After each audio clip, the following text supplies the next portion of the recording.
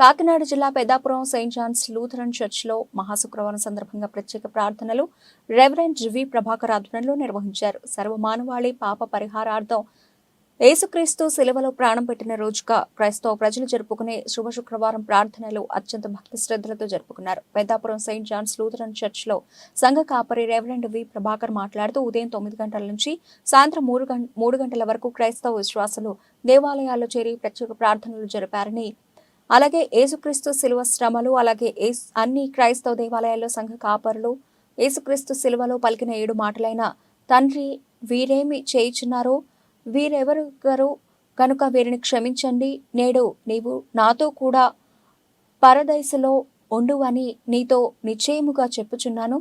అమ్మా, ఇదిగో నీ కుమారుడు, ఇదిగో నీ తల్లి, ఏలి ఏలి లామా సభక్త, నేను దప్పిగొనుచున్నాను, సమాప్త మాయేను, తండ్రి నీ చేతికి నా ఆత్మను అప్పగించుచున్నాను అనే మాటల సారాంశాన్ని పాస్టర్ ప్రభాకర్ వివరించారు. నిజంగా తెలియదా?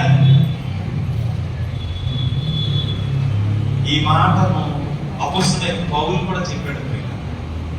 వారు తెలియకే చేశారు. ఆ మాట మనం ఎవరైనా తీయండి. కొరింథీయులకు రాసిన మొదటి పత్రిక నాయకుల దగ్గర పెట్టుకోండి, 2వ అధ్యాయం. అందరూ వింటారు. మాట 6-7 వచ్చిన చదువు. తండ్రి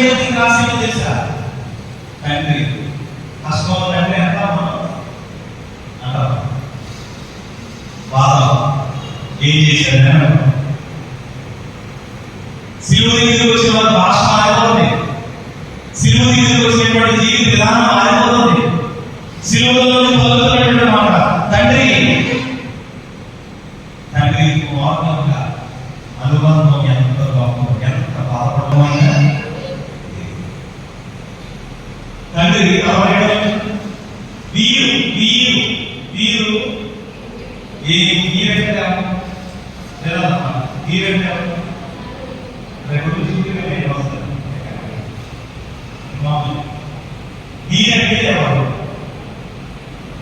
అందులో మనం